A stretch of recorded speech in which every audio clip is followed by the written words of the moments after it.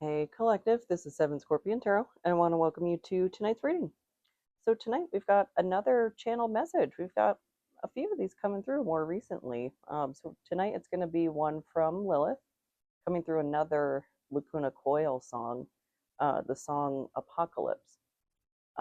It's interesting how those song synchronicities come through, and then I have to, pick them apart to figure out, like, who is this coming from? What is this about? Like, so on and so forth. And uh, So it was after I'd gotten out of the shower today, and this song caught my attention, and I started it over, and then I heard the same song playing in the living room. Uh, so I thought that was really interesting. So I started to dig into it a bit more because there's no actual music video for this particular song, but there is a fan made music video, and it's from, or it's got footage from a movie called Doomsday. And I had never seen it before. So I just thought, I'd check it out. It's from 2008. It's like post apocalyptic, Mad Max vibes. I really liked it. But the main character's name is Eden. And that was where the connection really started to come together, that, oh, this is a channeled song from Lilith. And later on in the movie, she's going by this main character, she's going by her last name, Sinclair, or Saint Clare is the origins of that name. And so I did a little digging into that, and Saint Clare is the uh, hermit saint. Apparently, she was very sick throughout her life, and one of the miracles that she had performed, uh, I can't remember what she held up, but she held up something for, there were soldiers that were trying to breach a wall or a castle, and something she held up um, dissuaded them, and the ladder fell down. They were like hypnotized by it, dazzled by it, and were not able to lay siege to this place. Hey, kitten. Hello. Uh, but so she was the hermit saint and the saint of eye diseases, goldsmiths, laundry workers, television, bicycle messengers, good weather, and needle workers. So maybe that has some sort of connection to you. Sinclair is a Scottish clan. Uh, Maybe there's some sort of, I don't know, synchronicity or connection in those, like the family name Sinclair and that history there. Um, Sinclairs were Highland Scots. I don't know if that means anything to you. It does to me, being a Lowland Scot. But so basically, I'm looking at this as what needs to change in our own life, because the lyrics of that song are, like, in a nutshell, we're doing the work, we're building the revolution, building the rebellion, while you rest on your laurels, while you pray about it. And as we all know, with Lilith's backstory, very rebellious, speaking God's true name, and demonizing herself and ultimately exiting the Garden of Eden.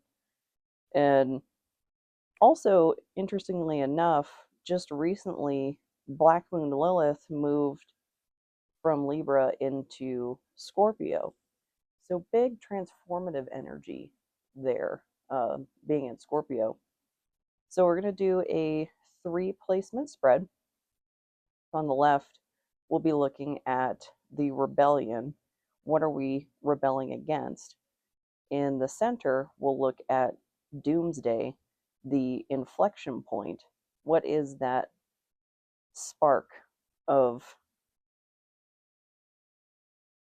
action that either we're initiating, it's coming towards us, either way. And then the third card will be the revelation, the Rubicon, that we can no longer either look past or tolerate, or maybe it's our own actions that act as a Rubicon to this situation that we just cannot turn back from what we've done. What, kitten? I just gave you treats, literally. Right before this. For this exact reason. My dear. But I think the banned book tarot is a good choice for Lilith. Rebellious in nature. And this candle is also rebellious. Stay put. Hold on. Technical difficulties.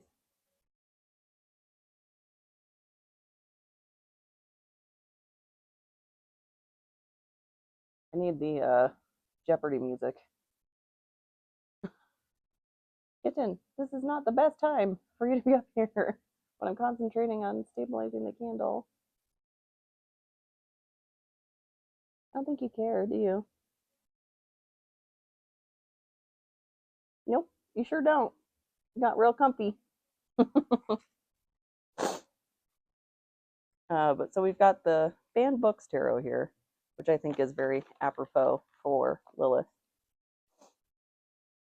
I'm not going to tap that on the table again. So let's get a card for rebellion. What are we rebelling against in our life? And that could be on a macro scale, that could be on a micro scale. I know there were massive protests this weekend, so it could have something to do with that. And there are more coming up, I think, on the 15th. At least here in the States. I don't know about anywhere else. The Empress in reverse. And the book choice is The Awakening by Kate Chopin. Huh.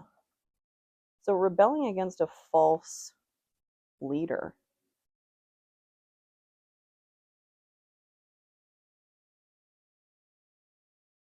And they don't necessarily have to be female or female presenting.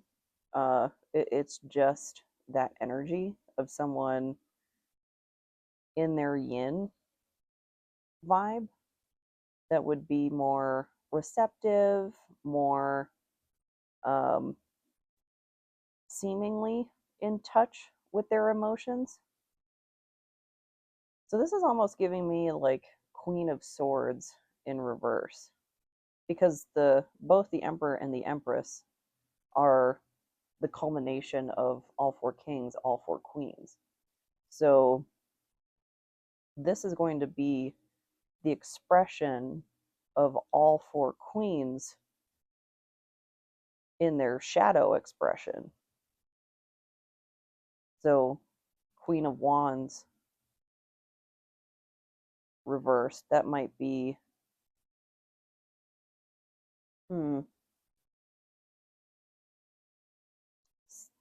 I almost want to say stealing other people's ideas, or like over glorifying hustle culture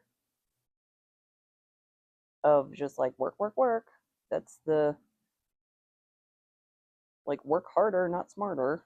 Queen of Swords, that's my one of my antagonistic personality cards. And then Queen of Cups.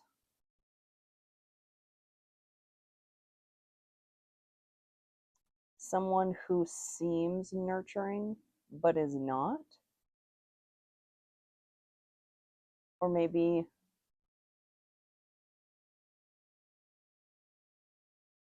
someone who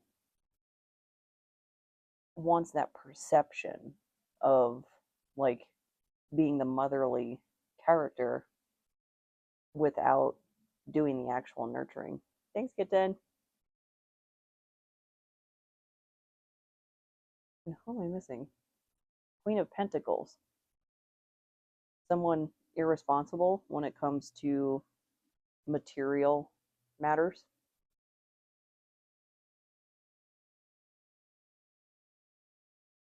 So rebelling against that false queen, false empress nature. There's a Kill Switch Engage song, um, The Crownless King. It's kind of reminded me of that, even though, it's Empress. Let's see, where's the book?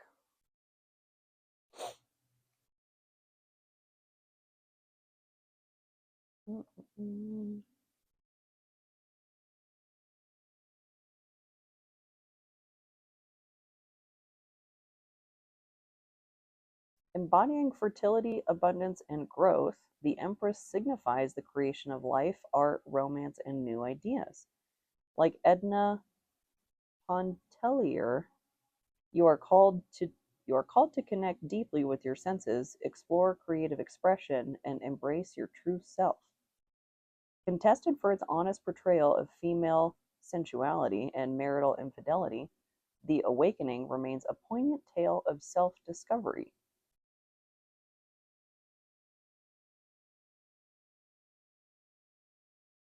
So someone that doesn't actually want you to express your true self,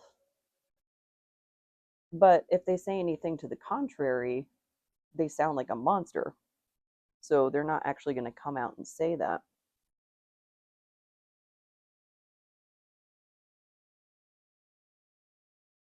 Huh. And this could apply to any area of your life. I certainly know how this comes across to me with leadership living in the States right now. Um, Maybe on a more individual level, this could be work. This could be even business partnership, a romantic relationship, friendship. It's however it plays out. Uh, Whatever's going on in your life that's really just grinding your gears, that like this isn't right, and that's where that rebellious nature comes from. And there might even be, from the false empress, some gaslighting of like,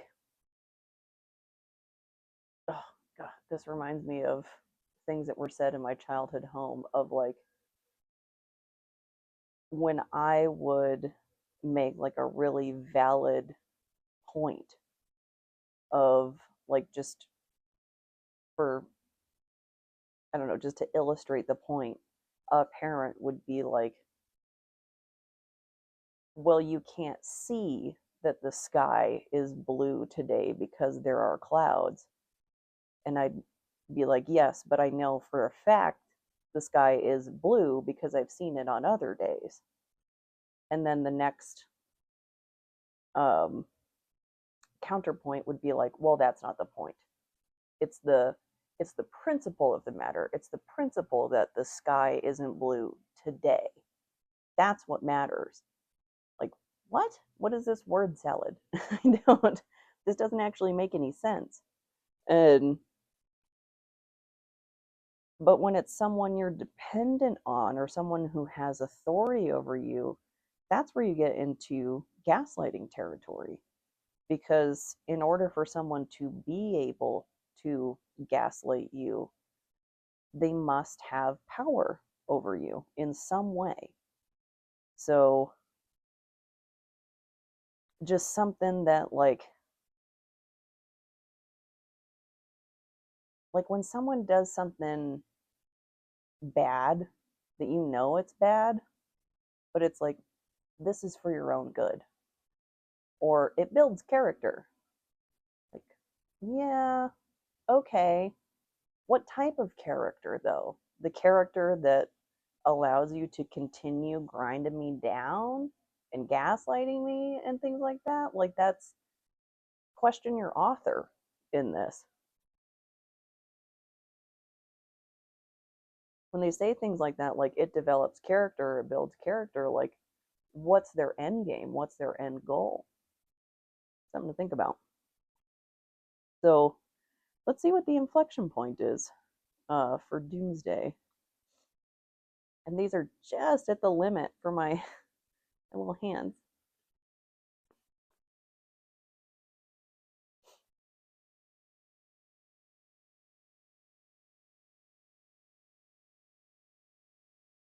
And inflection point, what I mean by that, that might be an argument. Uh, it could be when the wool came off of your eyes, something like that. You know, in the lyrics of the song, they're talking about, you know, we're building the revolution. I might actually get those lyrics out too, real quick.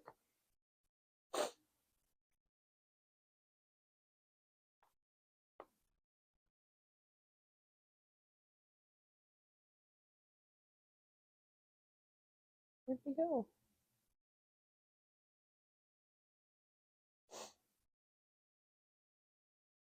While you pray, we start a revolution. You don't care and celebrate your lies. While you pray, you're far from absolution. We don't care. We leave it all behind. We don't care. So this is a narrator that's completely fed up. And something has to happen to get completely fed up. And it's like that the straw that broke the camel's back, right? Sorry, 1 second. Sorry, I don't have a mute button. I was trying to cover the mic. I hope that wasn't too gross. It's dry here. Need a humidifier. Uh, but that inflection point, it's not like how it's going to play out, you know, IRL. Most likely, you know, I mean, it could go a number of different ways, but it's not going to be dramatic like a movie. Like it's not going to be an Avengers level threat. You know what I mean? Uh, it could just be the beginning of the end of like this is what turned the trajectory towards Doomsday.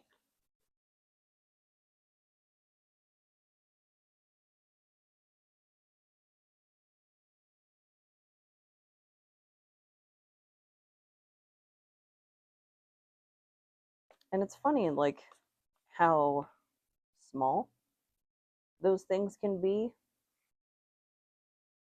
It's like the fight about the dishes is never about the dishes. Sometimes it is, but oftentimes there's other things built up and then that just tipped the scales just completely over.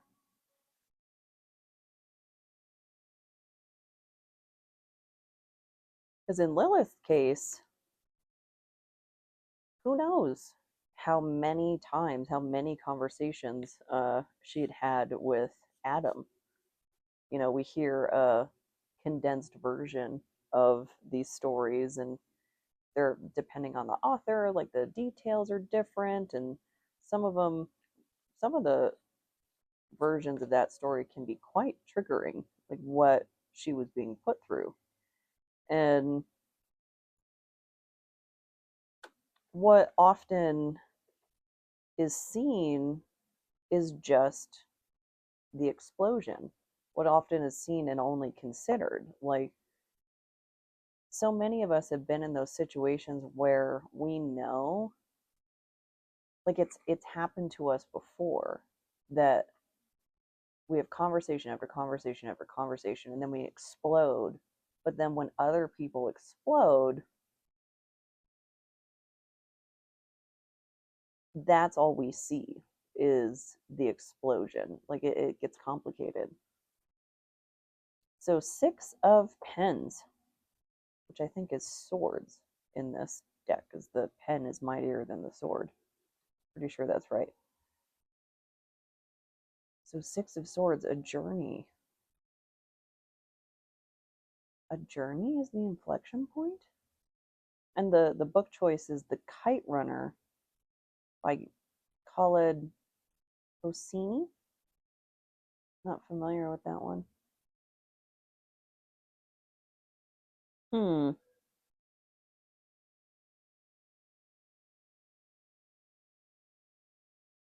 Or maybe the explosion is leading to a journey. Like say you got into an argument with someone, like in the context of a relationship or something, and the relationship came to an end as a result of that argument. Now you're on a new path. Paths diverged.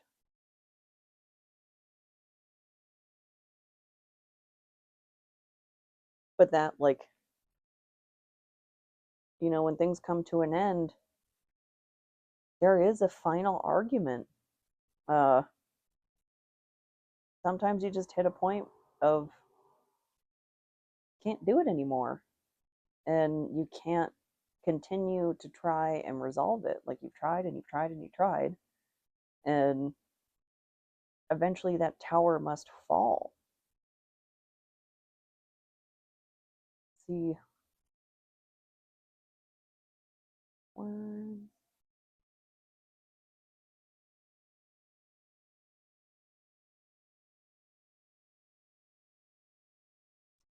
The 6 of Pens indicates a difficult choice between pleasing others and doing what you know is right for you. Very Lilith. Uh, Learn from Amir's story of guilt and grief. Following your heart may not be the easiest route, but it is the best one. The Kite Runner has been challenged many times, often for its sensually explicit content and mature language, but it remains an acclaimed title of redemption and the Afghani experience. Interesting. So that's very, very Lilith. Following your heart may not be the easiest route, but it is the best one.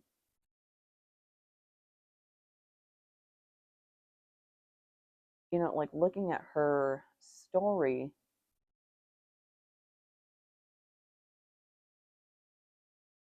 she really was in a rock and a hard place. Either stay in a place where, though she knows she's equal, she was created equally, she will not be treated equally, or demonize herself, cast herself out from paradise. Neither of those are great choices. Uh, and I'm with her. I would cast myself out before staying in an oppressive situation.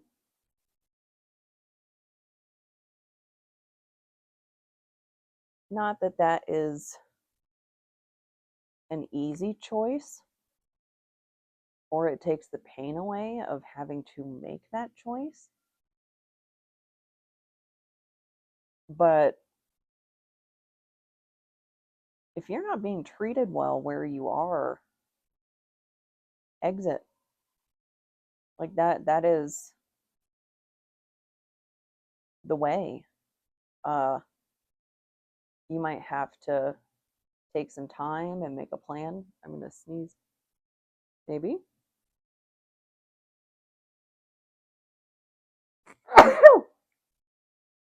Sorry. Uh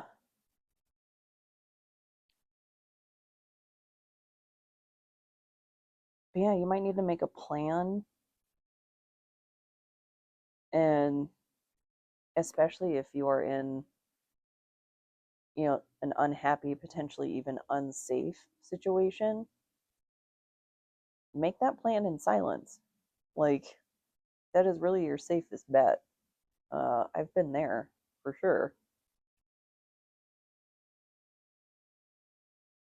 And having an exit strategy is really, really important, and not being found out. So I'll start shuffling for what was this? Revelation, the Rubicon. So this will be either when that, like, something you've seen pushed you into the Rubicon, or something you've done is taking you across a Rubicon. And for anybody who doesn't recognize that reference, I'm referring to Julius Caesar when he crossed the Rubicon. That's a river with his troops, and it's just the nature of the river is that you can go forward through it, but there was no way to come back with all of his troops and their supplies and everything. So once they cross that river, there is no turning back. There is no change of plans, anything.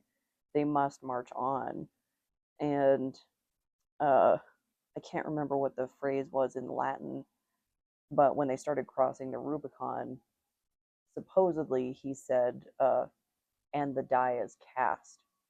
So, fate be what it be, it do what it do, and it's gonna go how it's gonna go. I think Princess Mononoke had an eloquent take on that in the beginning of the movie. Of, I think it was Ashitaka who said something like, I accepted my fate the moment I let my arrow fly.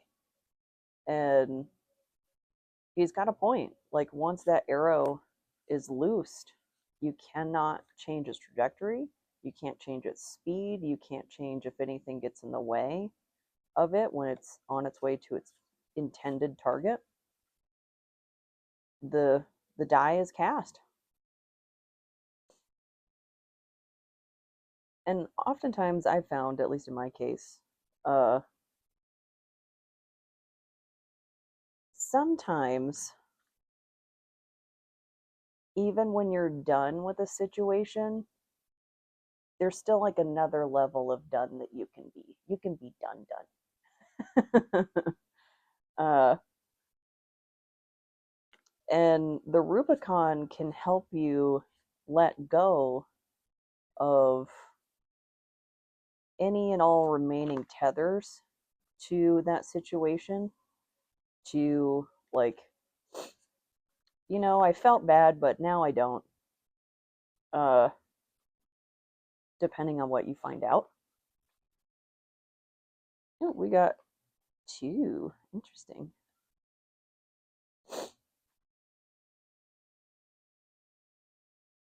So we've got Knight of Words and King of Words. So the Knight of Words, the book choice is Call of the Wild by Jack London, and King of Words is Animal Farm by George Orwell. Huh. And Knight of Words.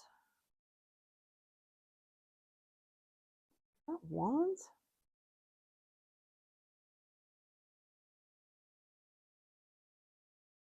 It is. Okay. The words is wands in this deck.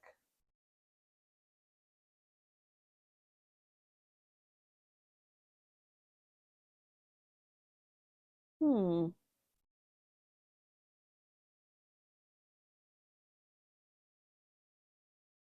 So this is going to be the revelation.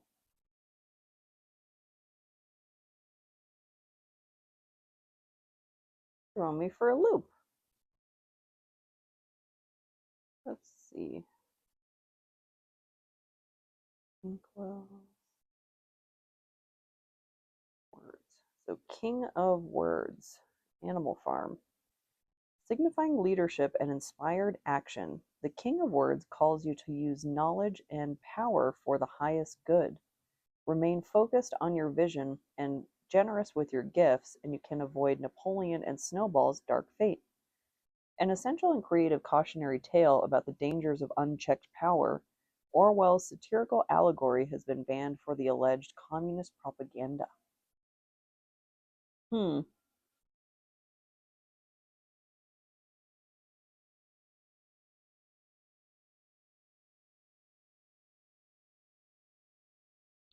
So this Rubicon, maybe there were multiple paths, or there are multiple paths that you could yet go down, depending on where this falls in the timeline.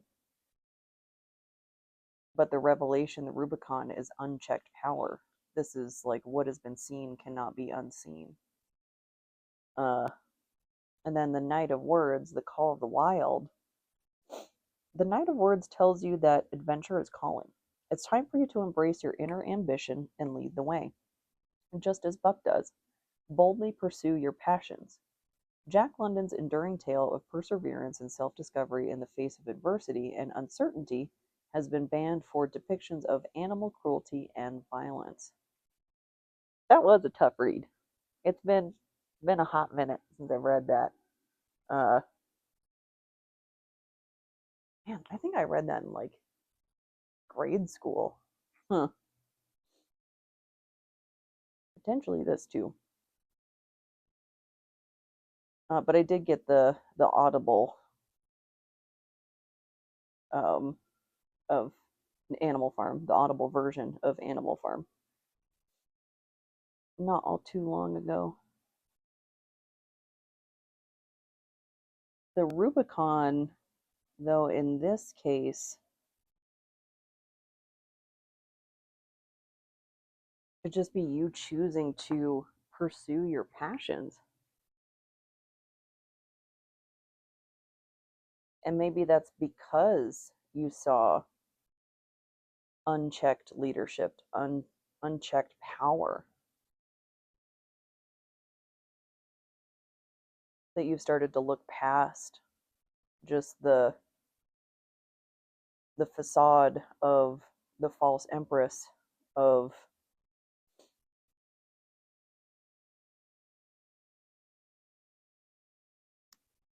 the rat race, of the, I don't know, the 9 to 5, the office gig, the forever chasing a salary that is going to be less than the cost of living without a second job. Uh, Employers do not take care of employees the way they used to. It's really sad, and they expect more of us than they used to. A lot more, with productivity tools, and like do more and more and more with less and less and less. And this is the Audacity deck. Speaking of Audacity, to get some overall energy. Let's see, the bottle, huh? And this looks like a milk bottle, and it's like the is that Michelangelo who painted that, with God reaching out for Adam? Oh, and another reference to Lilith, that time period. Interesting.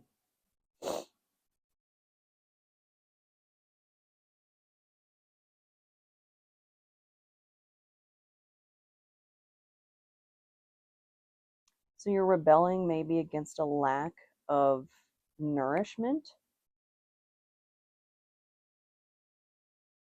That could be what spurned all of this, that you're not getting the nourishment, the care, the consideration, whatever it may be, from the false empress. So it's setting you out on a journey, or there's some sort of inflection point where you've decided you're going on a new journey. And looking at the revelations in the Rubicon of maybe they were in a position to help and they just chose not to. And if you go your own way, then you won't be in that position again of things might be harder, things might be less stable, less reliable than, the benefits of the 9 to 5 paycheck of that grind.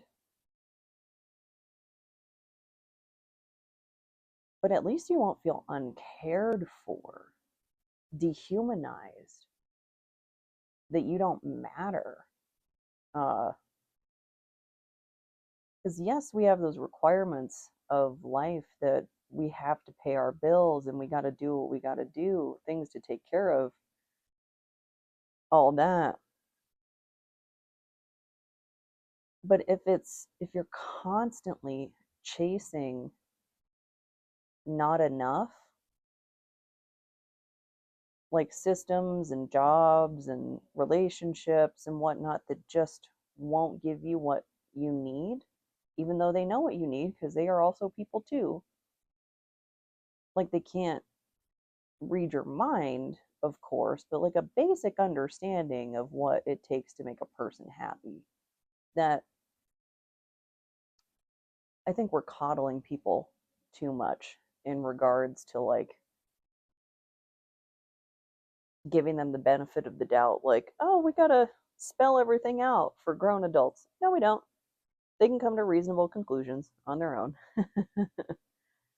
uh,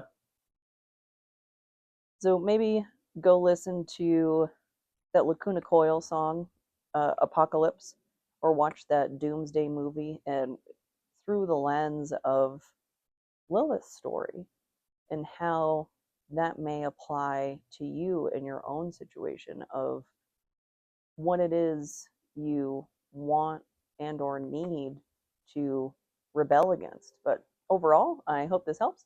I hope this resonates, and if it doesn't, I hope the next one does. Thank you so much.